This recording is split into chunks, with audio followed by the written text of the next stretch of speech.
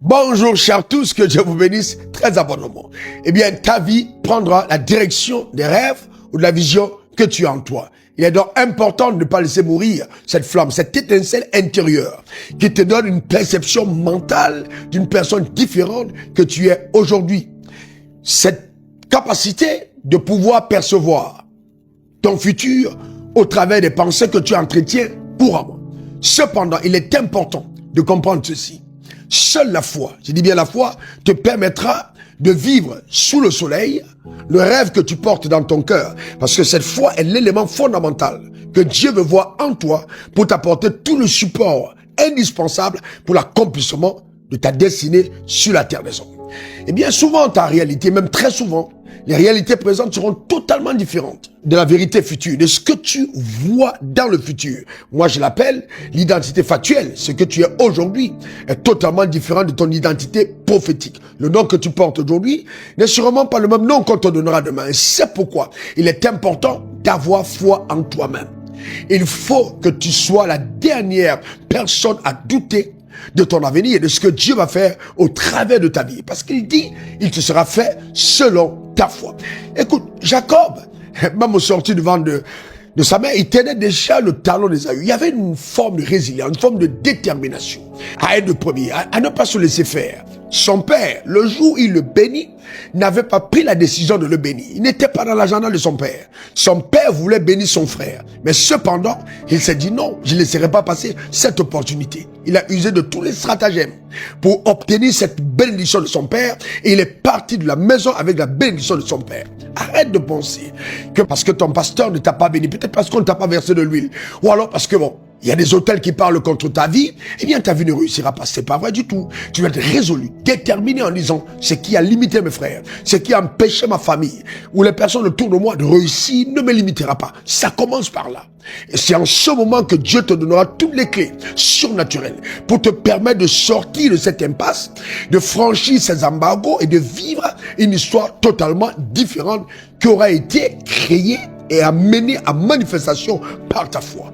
Donc, tu es la personne responsable de ta destinée et de ton futur. Arrête de victimiser. Arrête de penser que si tu étais dans un autre pays, si tu avais un autre père, si tu avais un autre job, si tu avais une autre situation, alors ta vie serait meilleure. Non, moi je vais te dire, si simplement tu avais une autre foi, une foi meilleure que celle que tu as maintenant, je te garantis, et même le ciel, la terre et tout autour allaient coopérer pour amener à manifestation dans ta vie ce que tu as envie de voir. Ensuite, j'ai vu que beaucoup d'enfants de Dieu, hélas, et ça me peine et chagrine, pensent que parce qu'ils ont été bénis, les choses deviendront systématiquement faciles. Non, Adam a été béni, mais Dieu lui a dit, sois fécond, multiplie, assujetti, rempli, domine. Donc il y a une résistance. La foi ne rend pas les choses faciles, mais elle les rend possibles. Accepte l'adversité, bats-toi. Il y a des moments où ça va te demander de ne pas dormir la nuit, mais d'être dans la prière, de chercher, de fouiller, d'appeler à manifestation ce que tu as envie de voir. Même si la porte semble être fermée, eh bien, casse-la, affronte-la. Ce n'est pas obligé qu'elle soit ouverte pour toi, tu peux la défoncer et dire j'entrerai. Parce que c'est ce genre de niaque, ce genre de détermination que Dieu a envie de voir en chaque personne qui croit. Dieu t'a-t-il parlé? Tu es responsable de générer toute l'énergie, toute la foi nécessaire, afin que même les anges du ciel t'accompagnent et que même Satan se dise, oui, là, j'ai rencontré une personne vraie, et qu'il recule devant ta détermination. Ne crois surtout pas que, eh bien, les choses vont être faciles. Non, Jacob béni, 20 fois son salaire a été changé chez Laban. C'est incroyable. Mais le gars continue de tenir ferme et à la fin, il est sorti avec de très grandes richesses. Adam n'a pas réussi quand il était béni par Dieu. Toi, arrête de penser que les choses seront simplement faciles parce qu'on a mis la main sur ta vie. Non, non, non. Tu es né pour briller, tu es né pour influencer, tu es né pour apporter quelque chose de différent dans ta génération. Eh bien, il faut qu'à l'intérieur de toi, cette foi soit là. Et moi, je vais terminer en te disant ceci. Et arrête de te tromper, hein. La foi, sans les œuvres, elle est totalement morte. Et la preuve et l'évidence de ta foi, c'est qu'elle arrive à manifestation. C'est-à-dire, si ta foi n'a pas produit des évidences, nous avons tous le droit de croire que tu n'as pas cru.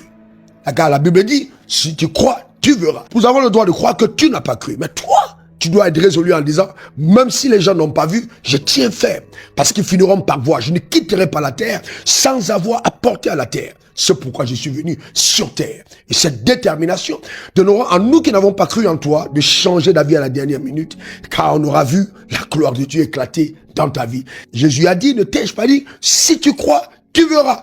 Tu crois au présent et tu vas au futur. Pendant le temps d'attente, il y a la patience. Et la patience, c'est la capacité à continuer de faire ce qu'on croit utile et indispensable pour l'accomplissement de ses rêves tout en attendant la matérialisation. Je vous parle avec une grande expérience. C'est pas juste un discours d'un coach qui a lu quelque chose quelque part. Je sais d'où je viens et je l'ai vu en manifestation dans ma propre vie. C'est pourquoi j'aime à te dire, je suis RW, diplômé de l'Académie du désert. Cette semaine, tu témoigneras. Que Dieu te bénisse très abondamment.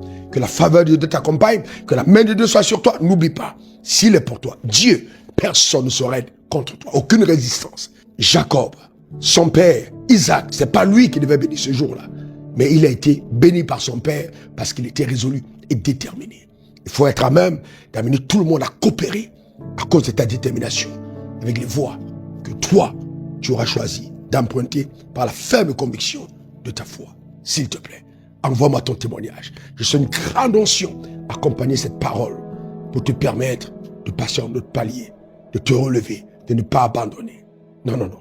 Avance, continue, avance, continue. Ce n'est pas loin du but. C'est généralement quand on est trop proche que ce découragement s'installe. Je parle avec expérience.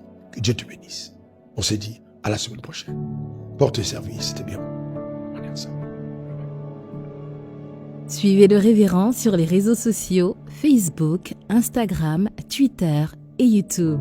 Et suivez-nous en scannant le QR code.